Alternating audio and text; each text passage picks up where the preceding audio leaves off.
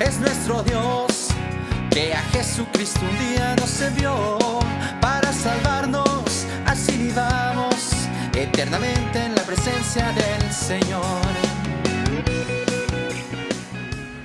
Dios les bendiga, mis amados hermanos. Les saluda el doctor Adrián Nájera de la Universidad Teológica Dayspring Theological University. Vamos a cubrir nuestra materia de geografía bíblica, la Tierra Santa. Estaremos teniendo una clase muy dinámica el día de hoy. Para informes de la universidad pueden comunicarse con nosotros al 469-628-9291. Una vez más, el número de teléfono es 469-628-9291, o pueden comunicarse al sitio web que tienen en pantalla, www.dtuniversity.org.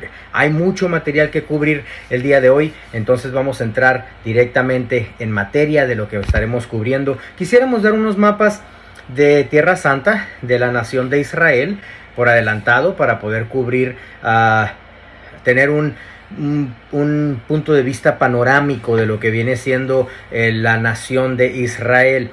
Y esta se divide en 6 distritos. Tenemos 6 distritos: el distrito de Jerusalén, el cual tenemos en el centro, todo este distrito de Jerusalén. Ustedes tienen estos mapas ahí en pantalla. La capital del distrito de Jerusalén viene siendo la ciudad de Jerusalén también. Y luego tenemos el distrito norte, que si nos vamos aquí al mapa, tenemos el distrito norte acá. Estos dos mapas son iguales. Este mapa de la izquierda y el mapa de la derecha es lo mismo, nada más que uno de ellos tiene la mención de distrito y el otro por zonas, pero así está dividida el distrito norte. El distrito norte, su capital es Nazaret, y luego tenemos el distrito de Haifa.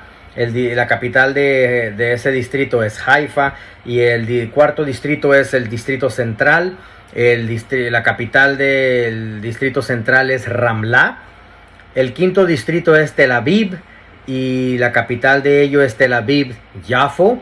Y el sur es el sexto distrito es el distrito sur, también conocido como el meridional, porque este distrito comparte el desierto junto con Egipto. Esa es la razón del nombre meridional, y la capital de ella es Beerseba. Tenemos otra sección que se conoce como área.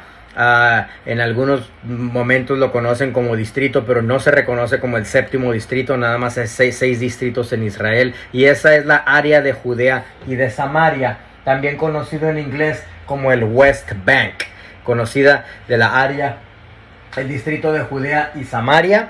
Y el distrito de la capital de este distrito es Ariel. ¿Quién controla la nación de Israel? Ambos, Israel y Palestina. Por eso tenemos los palestinos y tenemos los judíos mezclados ahí. Se tiene que decir de esa manera: ambos son los que controlan la nación de Israel, Israel y Palestina.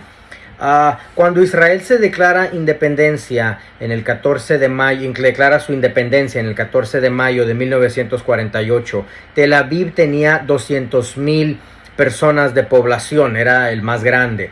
Por lo tanto, Tel Aviv sirvió como centro de gobierno temporal. Luego el gobierno se mudó a la ciudad de Jerusalén en diciembre de 1949. Más adelante estaremos cubriendo un poquito de estas guerras que se llevaron a cabo. Se independiza de Inglaterra. El UK, United Kingdom, el Reino Unido, le decide darle su independencia en ese entonces, y ya por eso Israel puede ser su propia nación independiente. Continuamos adelante. Vamos a ver un poquito de las fronteras de Israel, cuáles son los países que le hacen frontera. Tenemos hacia el norte el Líbano. El Líbano es esta sección al norte que también colinda con el mar Mediterráneo. Entonces tenemos más abajo, hacia la derecha, tenemos a Siria, que es otra frontera otro país que hace frontera con Israel. Tenemos el país de Jordania, el cual es el que hace la franja del este. El país que tiene más frontera es el país de Jordania, y tenemos hacia el sur Egipto. Estos 4 países aquí en Israel son Estado Islámico. Entonces, pues Israel tiene ese enorme desafío que sus fronteras las comparte con países que son realmente reconocidos como el enemigo en cuanto a pleitos religiosos y territoriales. El mar Mediterráneo cubre 8 países a lo largo de todo el Mediterráneo, y eso lo digo por la parte de la comida. Ustedes pueden ir a comer a un restaurante mediterráneo y pueden comer una comida completamente diferente que si vas a otro restaurante mediterráneo, porque un restaurante puede ser egipcio, otro puede ser israelí, otro puede ser de Líbano, otro puede ser de diferentes países. Entonces, comer comida mediterránea es toda esta zona. Pero el mar Mediterráneo toca 8 países a su alrededor. Estas son las fronteras de Israel, el Líbano, Siria, Jordania y Egipto. Galilea en los tiempos de Jesús. Galilea era conocida como la provincia. En aquel entonces eran provincias. El día de hoy ya no son provincias. Había 3 provincias en los tiempos de Jesús. Esta era Galilea, y Galilea es reconocido como el norte de Israel. Y en aquel entonces hacía frontera con Siria, que era provincia romana. El día de hoy pues ya vimos que es el Líbano hacia el norte de Israel, ¿verdad? Galilea en los tiempos de Jesús, simplemente tenemos que decir esto como referencia porque estaremos cubriendo el norte de Israel, y es la zona, el distrito de Galilea, el norte de Israel, y ahí tenemos la mayoría de la historia bíblica. ¿Ok? Tenemos que decir tenemos que hacer esa referencia. Galilea también se dividía en 2 secciones. Se dividía en Galilea Alta y Galilea Baja, o el norte de Galilea y el sur de Galilea. Entonces tenemos al Galilea Alta, y Galilea Alta acá arriba, que es Upper Galilee, y luego tenemos Galilea Baja, que viene siendo esta parte. También queríamos mostrar este mapa para hacer referencia a la forma que tiene el Monte Carmelo. Más adelante estaremos cubriendo los detalles históricos del Monte Carmelo. Pero cruza entonces desde esta puntita aquí de la bahía de Haifa, cruza el Monte Carmelo, inicia en este entonces y corre hacia adentro del país de Israel, que viene siendo una zona montañosa, pero estaremos viendo después el plato del Monte Carmelo. Lo que me refiero a plato es, se los puedo explicar de esta manera. Parece que es en Puebla donde está el volcán de la mujer dormida, de la mujer acostada. Es cuando lo ves de lejos, cuando lo ves que estás entrando a Puebla, México. En mi país tengo que hacer referencia a eso. Cuando lo ves desde lejos, entonces puedes observar tú el volcán de la mujer acostada, y arriba de la montaña puedes ver tú la silueta de la mujer acostada por encima. Ese es el plateau, ese es el mero Monte Carmelo, la montaña más importante donde se encuentran las cuevas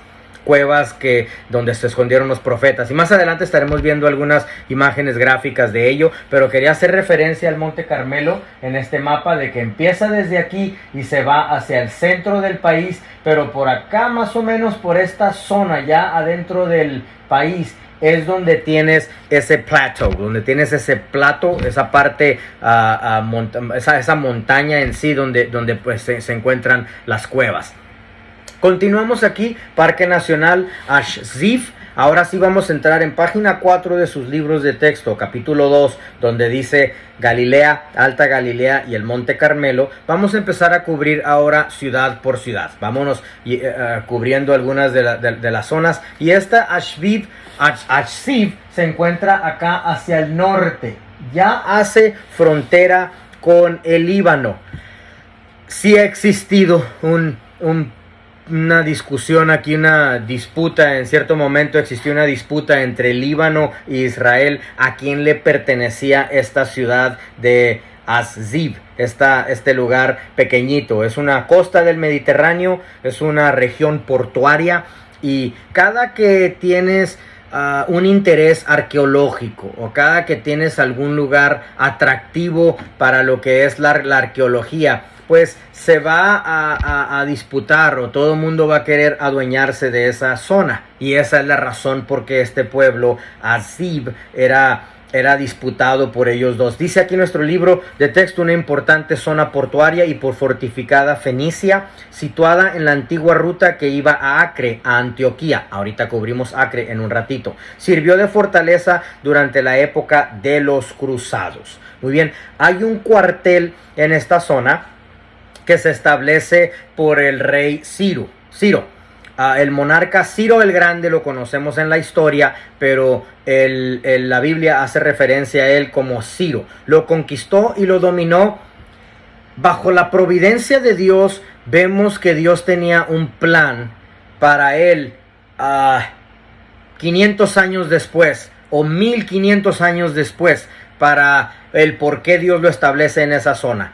Anoten esta cita bíblica, por favor. Isaías capítulo 45, versículo 1. En Isaías 45:1, Dios unge a Ciro para esta tarea, para la tarea de conquistar cierto terreno, porque allí iban a situar un cuartel muy importante, los cruzados, y los cruzados representaban al cristianismo, eran la fuerza armada del cristianismo durante las invasiones otomanas. Anoten por favor esta frase también: el edicto de restauración. Él fija el edicto de restauración en el año 575 antes de Cristo. 575 antes de Cristo, antes que Cristo viniera. 1500 años después o 1000 años después, cuando los cruzados estaban representando el cristianismo, ellos iban a fijar de esta ciudad un cuartel, un castillo, donde iba a albergar a los cruzados. Entonces, Dios unge a Ciro para esta tarea. Escuchen esto: es la única figura no judía en la Biblia que es llamado ungido. Eso es grande, eso es importante, porque ungido solamente es el Mesías. Entonces, Ciro es ungido para esta tarea de conquistar ciudades. No quisiera poner aquí el mapa de los territorios que conquistó Ciro, porque él no los conquistó así progresivamente un pueblo tras otro, como lo hizo el Imperio Romano. Él iba conquistando pedacito aquí, pedacito allá. Entonces están dispersos los territorios que conquistó Ciro el Grande. Pero el punto es que él conquistaba lugares que después iban a servir para propósitos cristianos. Muy bien, vamos a ver algún video aquí en Acre. Cuando lleguemos a Acre, vámonos aquí al mapas. Me gustaría ir a Google Earth para poder ver un poquito dónde se encuentra. Aquí podemos ver en el mapa hacia dónde nos lleva Azib. Azib National Park ahora es conocido como un parque nacional. Este parque nacional, solo para darnos referencia a dónde se encuentra este lugar de Azib. Este es un parque nacional. Tenemos unas figuras que estamos mostrando aquí en la pantalla. Vamos a estar mostrando también algunas fotos. Y para darnos referencia de dónde se encuentra este pueblo, pues aquí lo tenemos a la frontera de el Líbano. Y por eso es que se disputaba a quién le iba a pertenecer. Tenemos aquí Azib. Y para darnos referencia vamos a retirarnos un poco en el mapa, ¿ok? Tenemos aquí los dos sitios de agua más grandes, que tenemos el Mar de Galilea y tenemos acá también el Mar Muerto. Entonces, en estas dos zonas de agua es donde se encuentra el agua, y estaremos haciendo referencia a estos dos lugares ampliamente en esta zona. ¿Has querido estudiar la palabra de Dios de una manera estructurada? ¿Necesitas la preparación adecuada para tu llamado? La Universidad Teológica Dayspring te puede ayudar a equiparte con las herramientas para llevar a cabo el ministerio que Dios ha depositado en tus manos. Comunícate con nosotros al 469-628-9291. Marca ya al 469-628-9291. Ofrecemos cursos en estudios teológicos, consejería cristiana, divinidad y otras especialidades. Para su comodidad, contamos con varias localidades: Dallas, Mesquite, Fort Worth, Grand Prairie y Irving. También ofrecemos modalidades presenciales, por correspondencia y en línea. Sabemos que está en su espíritu ofrecerle a Dios la máxima excelencia que Dios se merece. En la Universidad Teológica Dayspring te apoyaremos a lograr tus metas educativas y explorar oportunidades ministeriales. Estudiemos juntos en la Universidad Teológica Dayspring. Comunícate ya al 469-628-9291. Dos lugares de agua principales en la nación de Israel: el mar de Galilea, y tenemos que hacer referencia a los siguientes títulos. El mar de Galilea también es conocido como el lago Tiberíades o el lago Tibriades, es conocido por ese nombre también. En algunas ocasiones también ha sido conocido como el río Jordán. La razón es porque por el norte entra el río Jordán. Viene el río Jordán por el norte, entra al mar de Galilea, the Sea of Galilee, también conocido como el lago Tiberíades, pero el lago Tiberíades corre por las afueras del mar de Galilea, entonces corre por toda la orilla alrededor. 7 torrentes subterráneas, 7 springs, 7 entradas subterráneas que entran al mar de Galilea. Es grandecito el mar de Galilea. 7 torrentes subterráneas, las cuales cuando llegan a desembocar o cuando llegan a causar su revolú, el día de hoy los barcos prenden sus motores y salen del mar de Galilea, pero en aquel entonces no había motores. Entonces eso es lo que es conocido el lago Tiberíades, que corre por alrededor, por las afueras del mar de Galilea.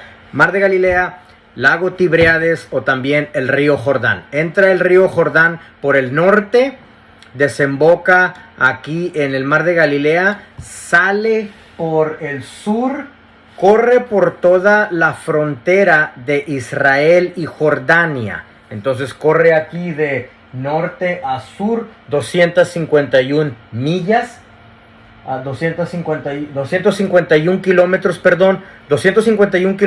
156 millas. Es lo largo de aquí desde el mar de Galilea hasta donde desemboca en el mar Muerto. Queríamos hacer referencia a esto para tener un visual de dónde se encuentran las cosas, y cuando regresamos aquí a Ziv, ya nos está llevando hacia el norte de Israel, hacia el noroeste. Entonces estamos aquí en el noroeste de Israel, aún al norte del mar de Galilea, al noroeste del mar de Galilea, ya en frontera con Jordania. Pero vámonos a Acre para hacer referencia un poquito. Si podemos ver aquí a Ziv, y si nos acercamos aquí en la pantalla de Ziv hacia el sur, tenemos aquí la ciudad de Acre. Vamos a ver un poquito sobre la ciudad de Acre. Si podemos ver aquí en la pantalla quizás algunas imágenes que podemos ver sobre Acre, podemos hacerle a ver algunas imágenes aquí. Vemos una zona portuaria. Es conocida como la ciudad de los cruzados. Los cruzados la conquistaron en el año 1104. Los otomanes la volvieron a conquistar y la volvieron a tomar en el año 1291. Algo sobre las figuras arquitectónicas o la arqueología de la construcción otomana versus la construcción cristiana es que el cristiano utiliza los arcos, y los otomanes o los musulmanes no se pueden llamar musulmanes realmente hasta que llega Mahoma y se convierte en su profeta. En aquel entonces eran los guerreros otomanes. Los guerreros otomanes eran reconocidos como parte de los barbaries o parte de los bárbaros que peleaban por territorio. Entonces los otomanes utilizaban el pico en sus construcciones y los cristianos utilizaban el arco. Aquí podemos ver nosotros que esta cúpula en Acre es construida por los cristianos. Los cristianos son los que utilizaban las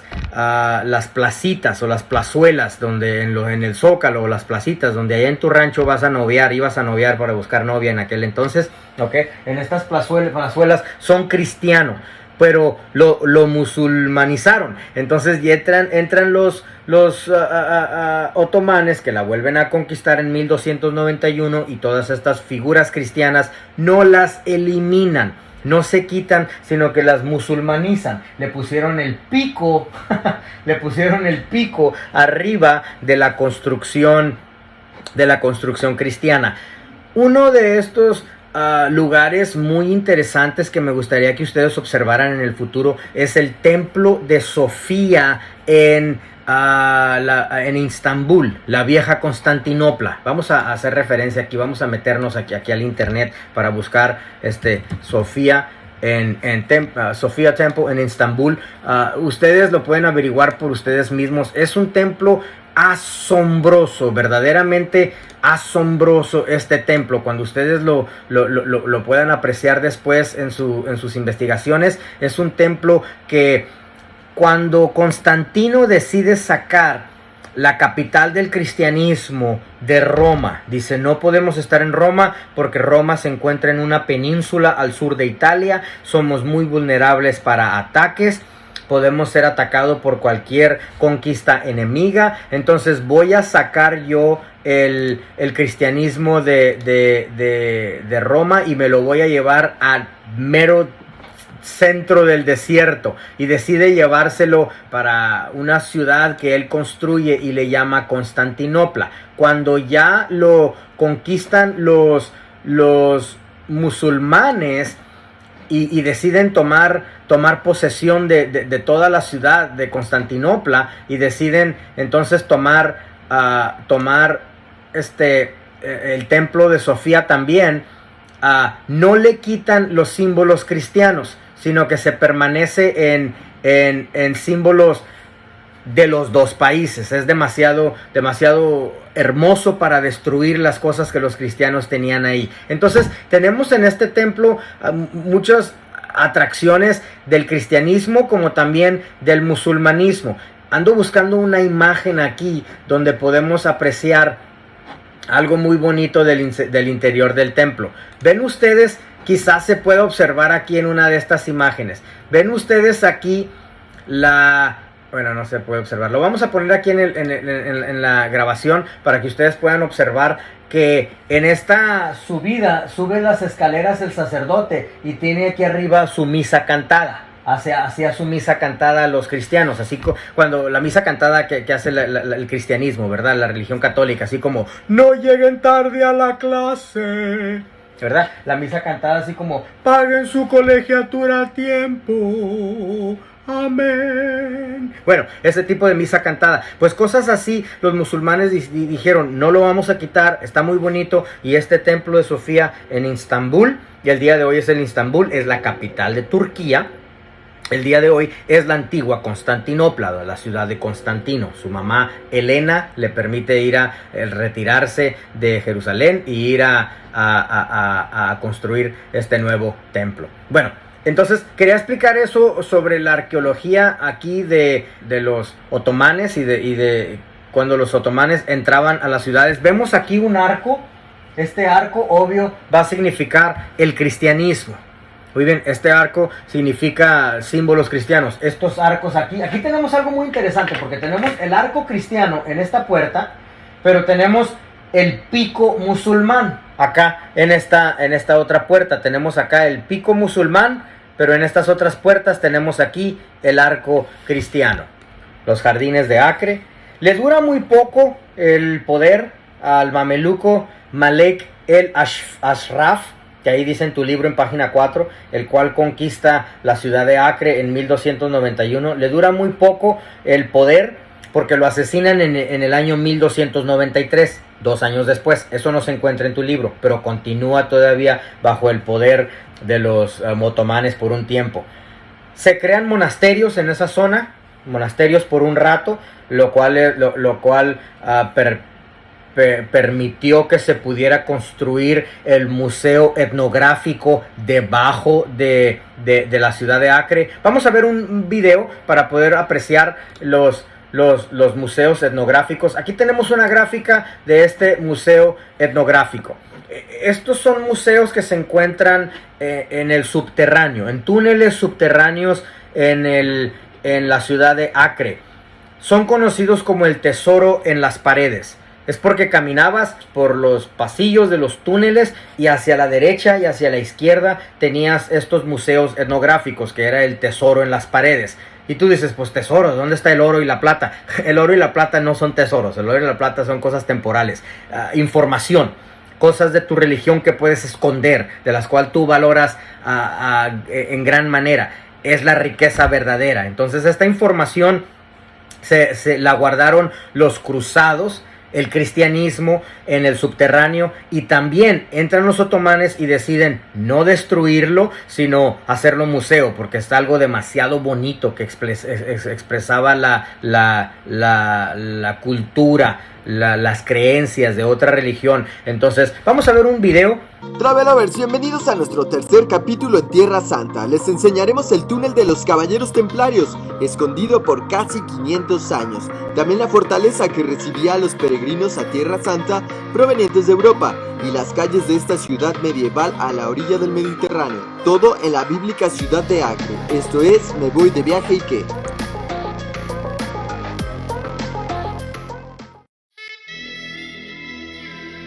Pues es muy tempranito, mis queridos travelovers, y estamos aquí en la ciudad de Acre, o también llamada Aco. El atractivo turístico de este lugar es que es una fortaleza medieval y es una ciudad que tiene 1500 años antes de Cristo. Entonces imagínense, es una de las ciudades más antiguas del mundo. Ahorita vamos a pasar a la fortaleza que tenemos detrás nuestra, que es la fortaleza de los Cruzados.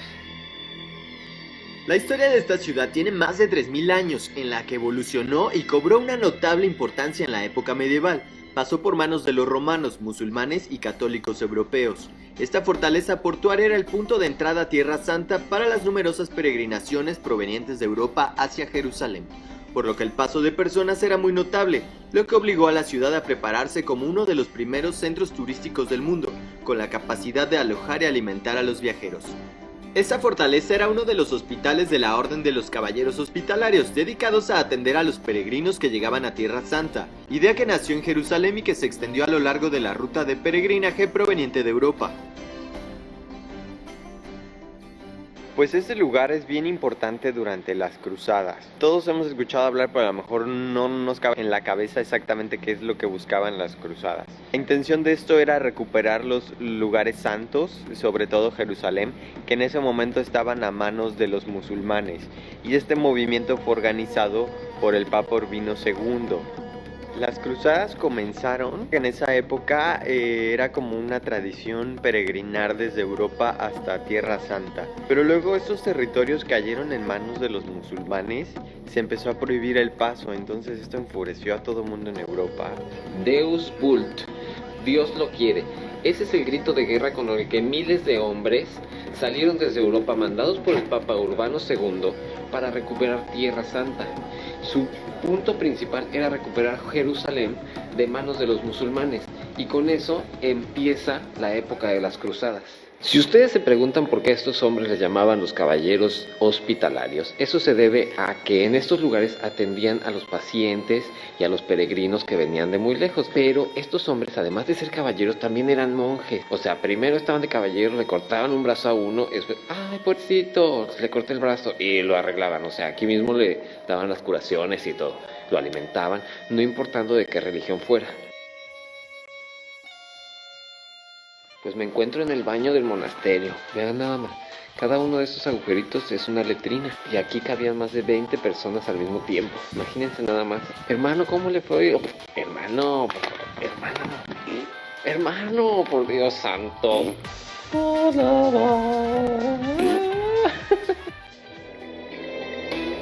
Antes de finalizar la visita, podrás recorrer uno de los túneles que conformaban las rutas de escape secretas que ayudaban a ocultar objetos y personas. Definitivamente es un paseo emocionante y lleno de misterio.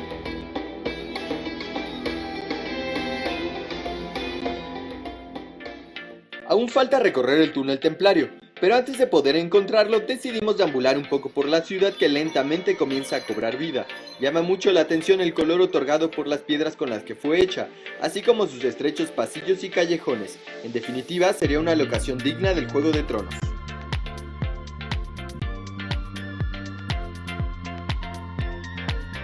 Oigan, su boleto del Fuerte de los Cruzados incluye varias atracciones más. entre ellas el Museo Oaki y el túnel de los Templarios y también los tesoros de la muralla.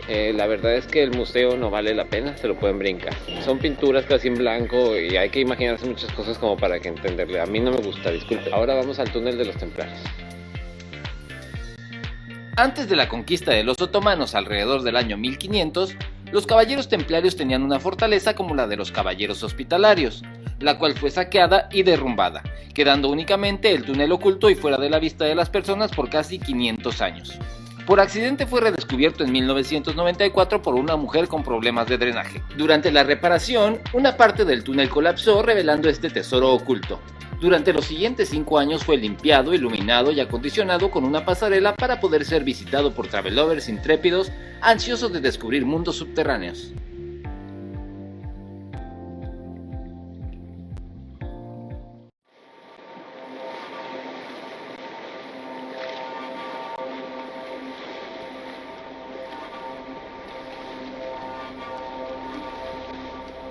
A pesar de su tamaño moderado, la histórica y bíblica ciudad de Acre tiene una historia muy rica a través de 3 milenios, viviendo su mayor esplendor a manos de los otomanos, quienes la dominaron durante 3 siglos consecutivos, marcando de esta forma el fin de los caballeros templarios, al perder la última de sus posesiones en Tierra Santa.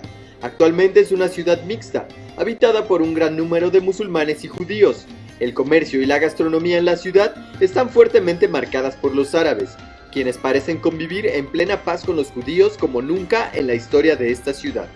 Por desgracia, nuestra visita a Acre también es express, así que antes de seguir camino con rumbo al mar de Galilea, buscaremos un poco de comida local para no detenernos en el camino.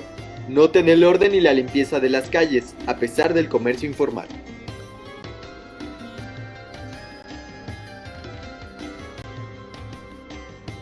Pues nos estamos muriendo de hambre y eso que ya desayunamos. Pedimos un hummus con carne, pero yo la verdad no sé qué es el hummus y ahorita lo voy a descubrir junto con Ricardo porque él tampoco sabe. El hummus es un platillo de origen egipcio y popularizado en la gastronomía árabe. Está hecho a base de un puré cremoso de garbanzos cocidos y mezclados con aceite de olivo, jugo de limón y un toque de ajo. A este en específico le agregaron deliciosa carne de cordero y lo acompañaron con pan árabe mejor conocido como pan pita. Definitivamente es un platillo que todo travelover tiene que probar al visitar cualquier país de Oriente Medio. En nuestro siguiente capítulo por este viaje en Tierra Santa nos acercamos a los lugares de mayor interés bíblico. Es turno de visitar el mar de Galilea y el pueblo donde Jesús vivió algún tiempo en casa de Pedro y donde conoció a la mitad de sus discípulos. Posteriormente los llevaremos a conocer el lugar del milagro de las bodas de Cana. ¿Notaron ustedes el comentario que hizo este joven Deus Pulp? Que Dios si quiere. Era un lema que utilizaban los cruzados diciendo Dios si quiere que entres, Dios si quiere que conquistes, Dios si quiere que tomes territorio, Deus Pulp, Dios si quiere, el lema de los cruzados. El lema de los otomanes, muy diferente, una conquista muy diferente, era que pierda la cabeza todo el infiel. Entonces vemos un sentido de agresividad, pero en diferentes sentidos, mucho más agresivos los otomanes, que pierda la cabeza todo el infiel, o que pierda la vida todo el infiel, versus el cristianismo pues un poco más amoroso, ¿verdad? Vimos también el museo etnográfico, los túneles subterráneos, donde se encontraban los tesoros en las murallas, le llaman ahí, dijeron los muchachos, el tesoro en las paredes. Vámonos al pueblo de Atlit. El pueblo de Atlit es un pueblo pequeño al sur de Haifa. Vean ustedes aquí en el mapa que tenemos en la pantalla, al sur de Haifa. Y la razón por qué menciona Atlit Yam es porque Atlit Yam es una zona de piedras debajo del mar, donde se encontraba una ciudad de hace 8.900 años de antigüedad. The Stone Circle es en inglés, el círculo de piedra, lo cual es una zona muy grande. Así que tenemos 10 acres o 40,000 metros cuadrados debajo del agua, donde se encontró recientemente una ciudad. Y diríamos que tenemos toda una civilización aquí, desde los tiempos no es desde la zona mesolítica, es desde la zona neolítica, que estamos hablando hace 8000 años. Esta ciudad es encontrada en el subterráneo aquí de esta ciudad de Atlit. Entonces por esa razón es de que es famosa el pueblo y no solamente se le llama Atlit, sino se le llama Atlit Yam, pero ya agregándolo el Atlit Yam en específico te está refiriendo a esta zona subterránea. Atlit es donde se encuentra un castillo, una fortaleza que no fue destruida por los otomanes. En este pueblo también durante la Primera Guerra Mundial, cuando Gran Bretaña estaba ayudando a Israel a que se independizara para que fuera su propia nación. En la Primera Guerra Mundial les sirvió a Gran Bretaña como campamento para albergar los refugiados de guerra. Ahora es un cementerio medieval cristiano, donde se ven el cementerio donde enterraron a muchos de los cruzados y ahora es observado por esta zona arqueológica debajo del agua, donde se llega a observar, donde se llega a apreciar. Aquí podemos ver en esta imagen precisamente podemos ver esta imagen que se observan aquí algunos hombres de cuando el chango se hizo hombre. Estoy bromeando, eso fue una broma, no vayan a pensar que yo estoy diciendo que el chango se hizo hombre, no, es simplemente una frase. Y aquí esta es una espada de los cruzados encontrada en las costas de Atlit, pero aquí en esta otra imagen podemos apreciar como toda una ciudad debajo del agua, y es conocida como el Círculo de las Piedras, algo de 8900 años de antigüedad aquí en la bahía de Atlit. Cuando te encuentras jarrones o cuando te encuentras piedras que puedes estudiar de hace muchos años, pues encuentras algo muy, muy bonito. Pero cuando encuentras calaveras, skulls, cuando encuentras las calaveras de algún ser humano, estás de suerte, porque ahí puedes conocer mucho más sobre la cultura. Y en este pueblo, en esta zona debajo del agua acuática, sí se encontraron restos de seres humanos. Continuamos adelante, vamos a ver algunas imágenes aquí de Atlit. Ahí tenemos el puerto. Este pico que vemos aquí es el castillo o la fortaleza que no fue derribada por los otomanes. Ok, continuamos hacia adelante. Vámonos a Bet-Shean.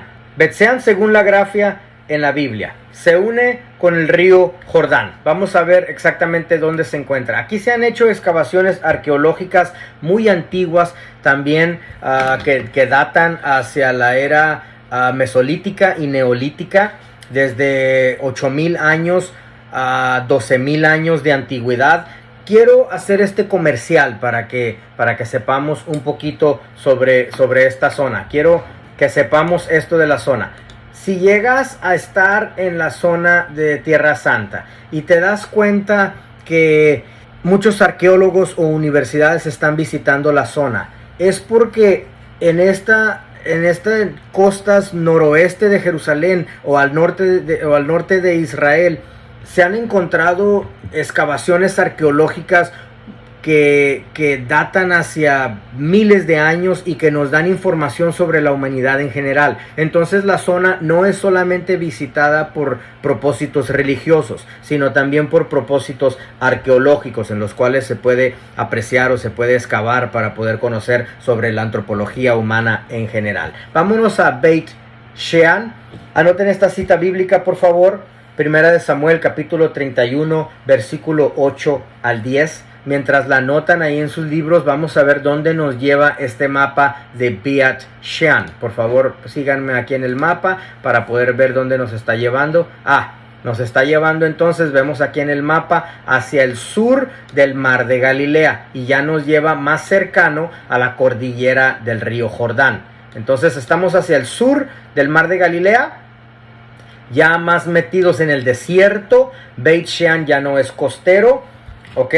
Y a esta ciudad se le llamó Escitópolis, o también conocido como Scythopolis. ¿Okay? Escitópolis porque es como una forma de poder observar de abajo el resto de tus alrededores y que tus alrededores estén alrededor de ti. Vamos a poner una imagen aquí en la pantalla. A eso se le llama el elevado montículo y ese nombre se encuentra en página 7.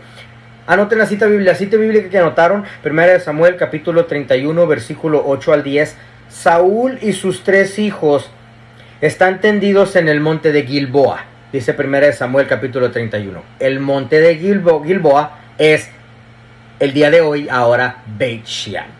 Muy bien. En el versículo 9 les cortaron la cabeza para exhibirlos a Saúl y a sus 3 hijos. En el versículo 10 pusieron sus armas en el templo de Astarot y colgaron su cuerpo en el muro de Betzán. Sí, Astarot es el demonio que tiene que ver con toda la adivinación. Astarot es de donde se saca el nombre, las cartas del tarot, las cartas que según los brujillos leen, ¿ok? Que es un demonio realmente, es que es el que está revelando todas esas cosas, y ese demonio que tiene que ver con la adivinación se llama Astarot. Pues tenía un templo aquí en esta ciudad. Queda completamente asolada la ciudad, ya no vive nadie ahí, pero lo importante de este pueblo es el elevado montículo. Son asientos semicirculares. Vamos a ver algunas imágenes aquí para poder ver. Este es lo que queda del teatro. Entonces ustedes pueden ver aquí el teatro, algunas de las escaleras que se encuentran aquí, pero van en forma de círculo y puedes ver la ciudad de allí hacia arriba. Si ustedes se fijan, aquí está la ciudad que queda ya destruida, pero arriba donde están los árboles puedes ver tú que todavía se encuentra árboles y poblado alrededor, y ya ese alrededor se puede observar desde el elevado montículo. Ves las montañas, se observan las lomas, las colinas, todas las alrededores montañosas. Puedes apreciar aquí un poquito mejor en esta imagen que está debajo, queda debajo el teatro y la ciudad queda hacia arriba. Quizás ustedes allá en su pueblo han estado en algún lugar donde estás en zona hacia abajo, y eso es precisamente lo que significa Beit Shean. Significa situado abajo. Es lo que significa el nombre Beit Shean. Aquí en la otra presentación de PowerPoint vamos a ver algunas imágenes de este pueblo. Continuamos. Vamos a regresar aquí a Google Earth y vamos a irnos a... Si ven ustedes ahí en página 7 donde dice Belvoir, realmente se pronuncia Belvoir. Es un castillo. Pongan por favor el castillo de Belvoir. El castillo de Belvoir es conocido como la Estrella del Jordán.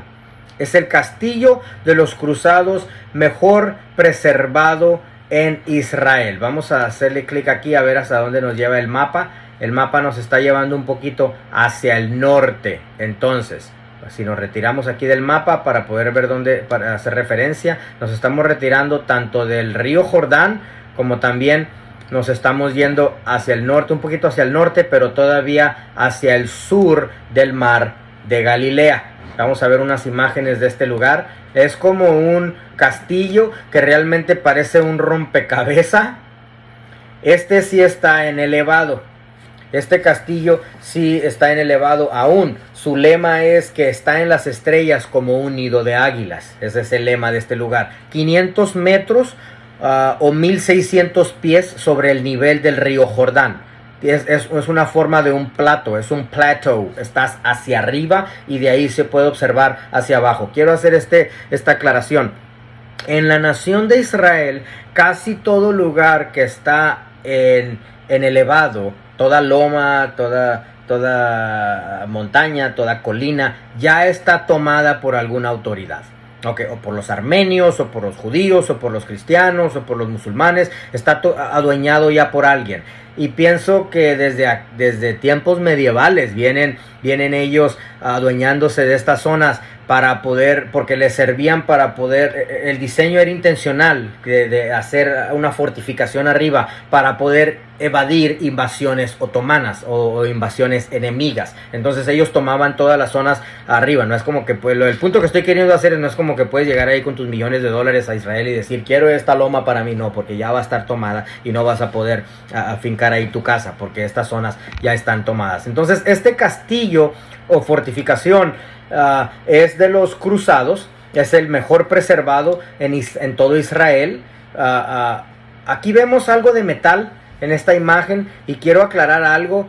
Estos metales o estas imágenes que vemos aquí son simplemente decoración el día de hoy. No es como que puedes estos metales que vemos aquí. No es como que en aquel entonces perdían el metal haciendo cosas cosméticas para que llegaras tú con tus selfies allá a tomarte las fotos y todo. No iban a perder el tiempo con el metal, no iban a perder el metal en cosas vanas, cuando ellos podían hacer espadas.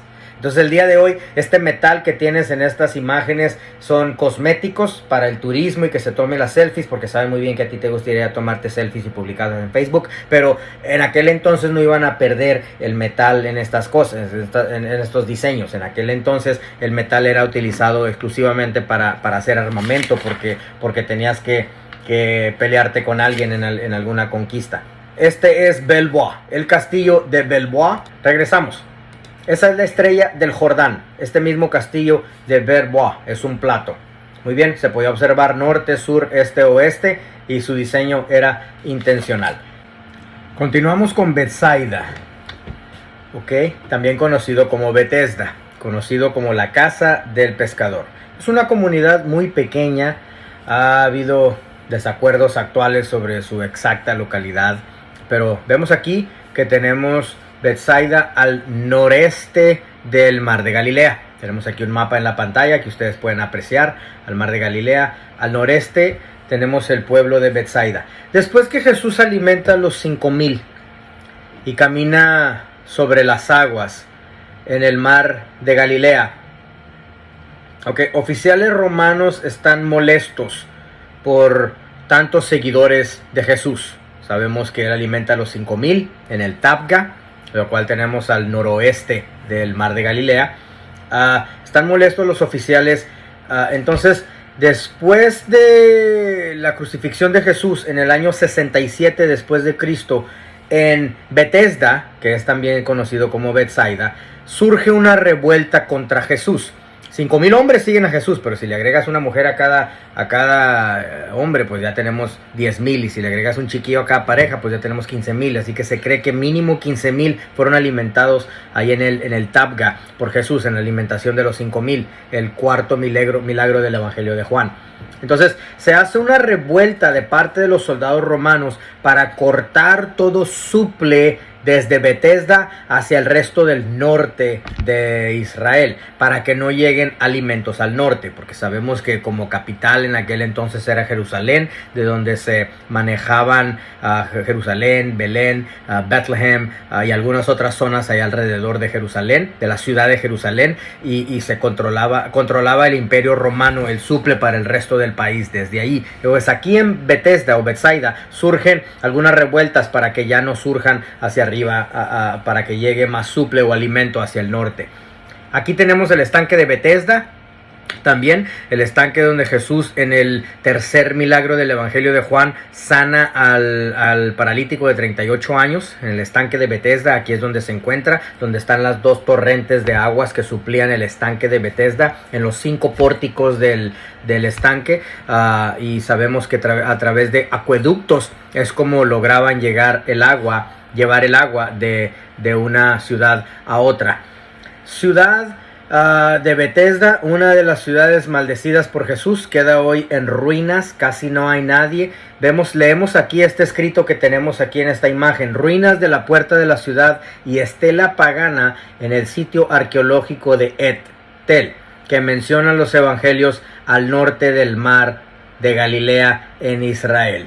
Este pueblo quería ofender a Dios, pero al mismo tiempo poder servir los dioses que ellos querían servir, y God wasn't having it. Dios no iba a bendecir un pueblo con este tipo de idolatría. Entonces podemos ver este Dios, este demonio que tenemos aquí, y querían ellos al mismo tiempo poder ser idólatras y al mismo tiempo querer ser bendecido por Dios. No era imposible. Entonces leemos Lucas capítulo 11 versículo 21, si quieren anotarlo ahí en sus ciudades. Ay de ti, Corazín, primer ciudad maldecida por Jesús. Ay de ti, Betsaida, que es Bethesda, segunda ciudad maldecida. Porque si en Tiro y en Sidón se hubieran hecho los milagros que han sido hechos en vosotras, tiempo a que se hubieran arrepentido en silicio y en ceniza.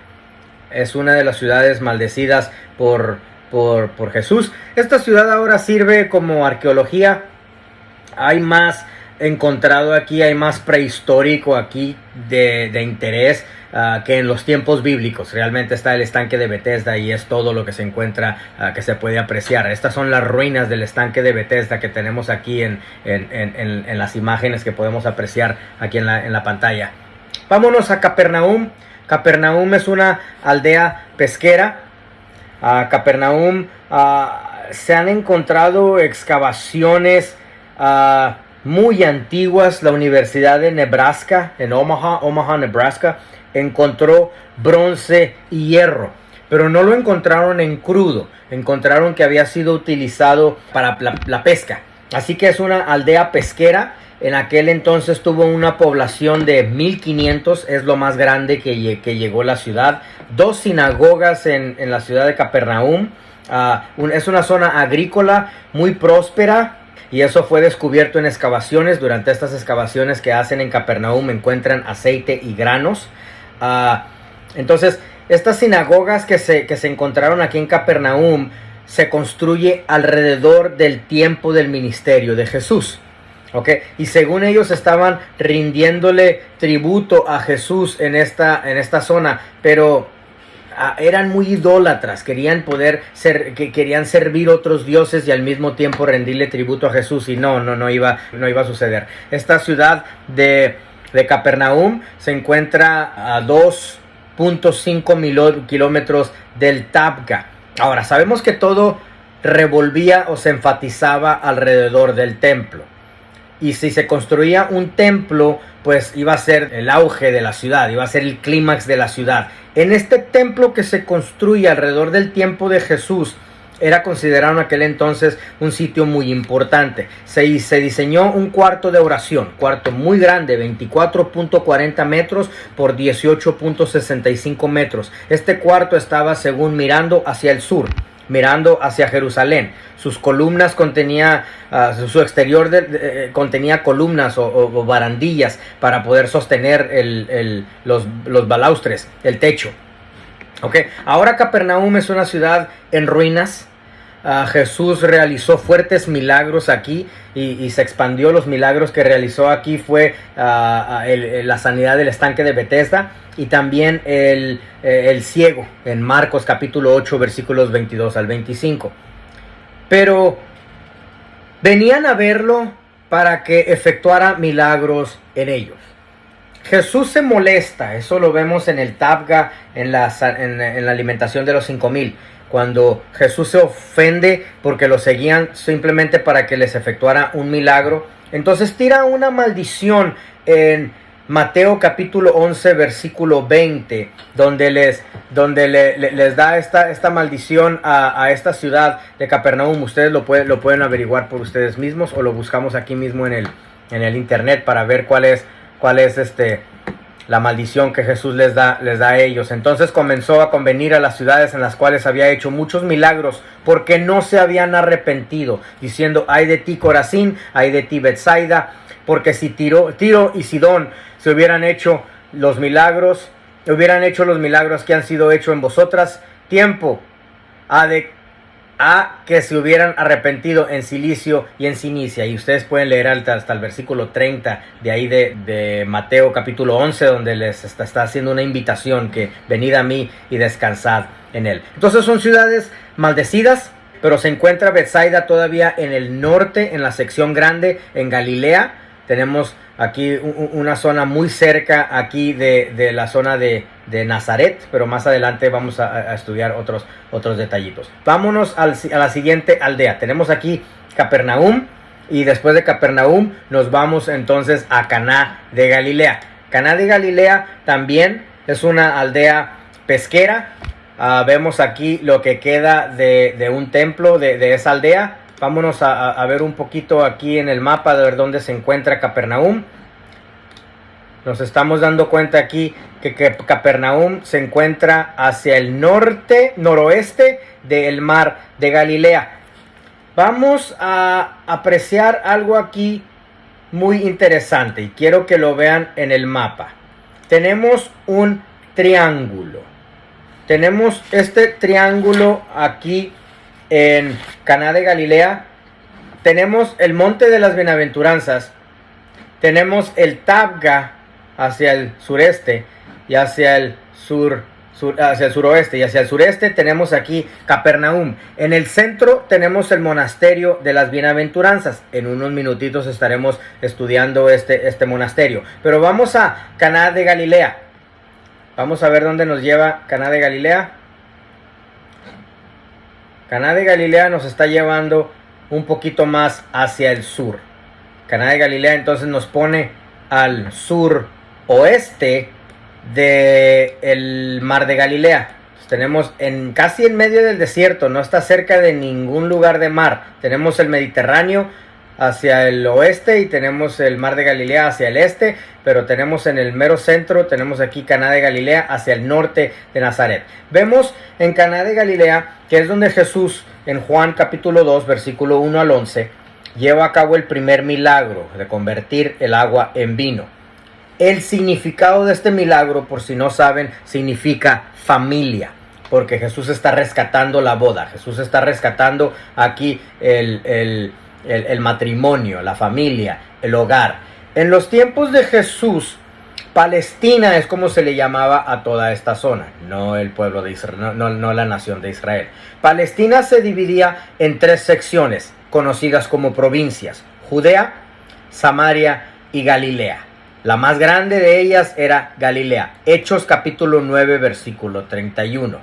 Aquí mismo en la zona de Galilea, en toda esta zona del norte de Israel, es donde Jesús también llama a sus discípulos. Muy bien, entonces lleva a cabo aquí en Caná de Galilea el primer milagro de convertir el agua en vino. Y el segundo milagro, que es la sanidad del hijo del oficial del rey Herodes, el hombre que va y se encuentra con Jesús y le dice, nada más di la palabra y mi hijo va a ser sano. Jesús se asombra, dice las palabras. Este oficial era de Capernaum, pero él va y se encuentra con Jesús en camino, cuando Jesús iba a predicar para llevar a cabo el segundo milagro del evangelio, el tercer milagro del evangelio de Juan, que era cuando él iba hacia el templo de Herodes, hacia el templo de Salomón. Entonces, este es Caná de Galilea. Vamos a observar un poquito. Este es el templo que es construido aquí mismo en Caná de Galilea, el templo donde se convirtió el agua en vino.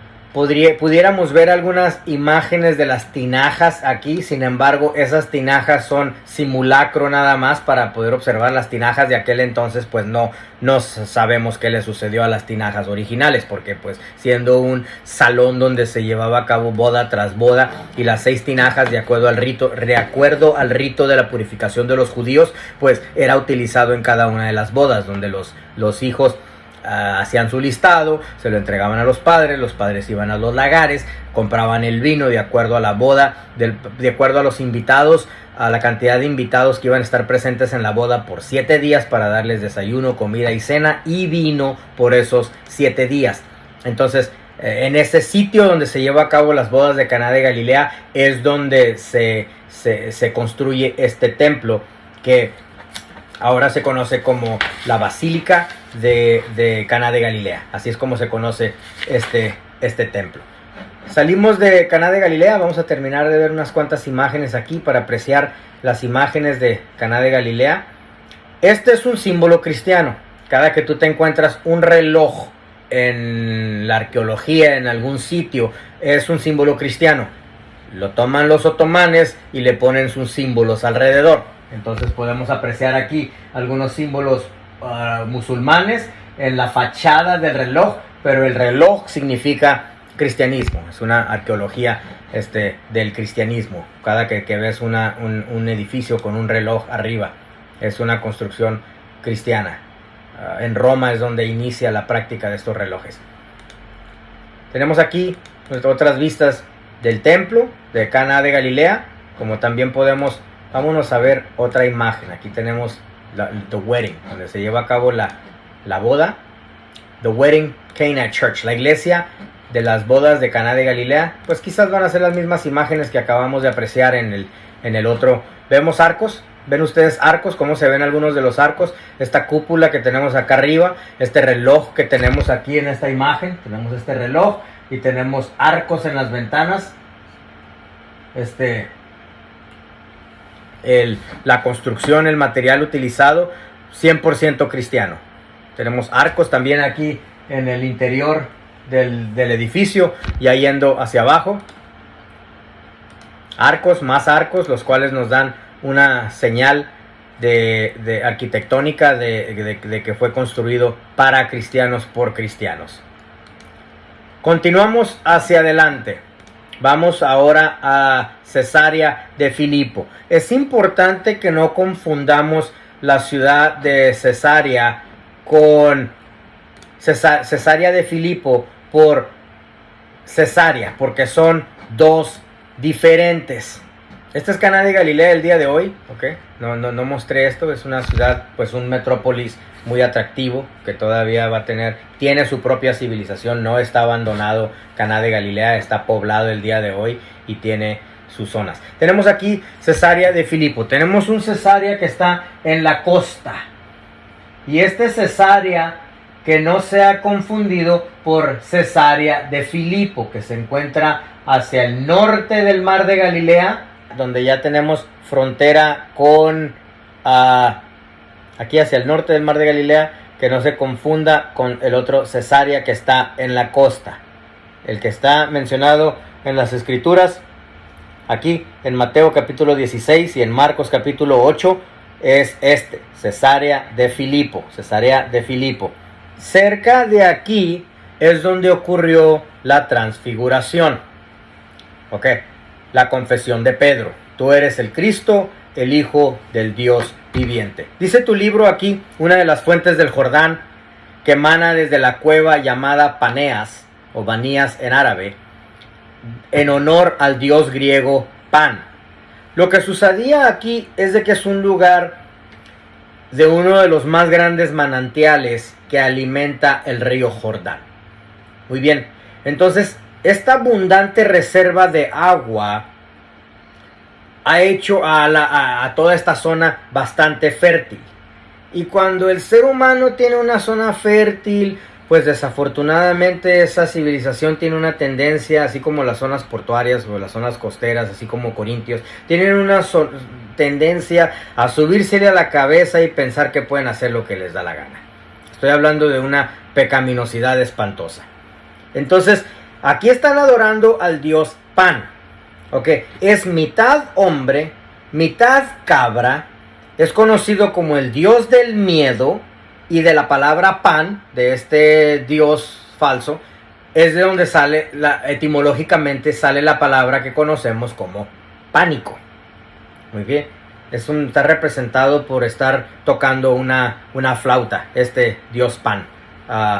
Su nombre es Hermes, no está escrito en tu libro, ahí lo puedes anotar si tú quieres. Hermes, H-E-R-M-E-N. Vamos a ver dónde se encuentra Cesarea de Filipo. Vamos a ver hacia dónde nos está llevando. Ok, aquí tenemos Cesarea, y pues tenemos algunos museos y tenemos mosaicos y tenemos atracciones aquí. Vamos a saltarnos hasta el Monte Carmelo, porque si no, nunca vamos a terminar. Lo que estamos haciendo en este video es poniendo los sitios de más atracción. Quiero que pongan esta cita bíblica, por favor, ahí en página 11, donde dice Corazín o Corazín es la segunda ciudad maldecida por Jesús. Pongan Mateo capítulo 11 versículo 20. En Corazín es lo único que vamos a decir de eso, y no vamos a cubrir algunos de los otros pueblitos porque son lugares muy pequeños, no tienen grande historia como los cuernos de Atín, de Borat o de Dobrat. No vamos a cubrir estos puntos, pero nos vamos a brincar al Monte Carmelo, el cual se encuentra en página 12. Vuelvo a repetir, donde dice Corazín, anoten Mateo capítulo 11 versículo 20, es la segunda ciudad maldecida por Jesús, y nos vamos a ir hasta el Monte Carmelo. ¿Has querido estudiar la palabra de Dios de una manera estructurada? ¿Necesitas la preparación adecuada para tu llamado? La Universidad Teológica Dayspring te puede ayudar a equiparte con las herramientas para llevar a cabo el ministerio que Dios ha depositado en tus manos. Comunícate con nosotros al 469-628-9291. Marca ya al 469-628-9291. Ofrecemos cursos en estudios teológicos, consejería cristiana, divinidad y otras especialidades. Para su comodidad, contamos con varias localidades: Dallas, Mesquite, Fort Worth, Grand Prairie y Irving. También ofrecemos modalidades presenciales, por correspondencia y en línea. Sabemos que está en su espíritu ofrecerle a Dios la máxima excelencia que Dios se merece. En la Universidad Teológica Dayspring te apoyaremos a lograr tus metas educativas y explorar oportunidades ministeriales. Estudiemos juntos en la Universidad Teológica Dayspring. Comunícate ya al 469-628-9291.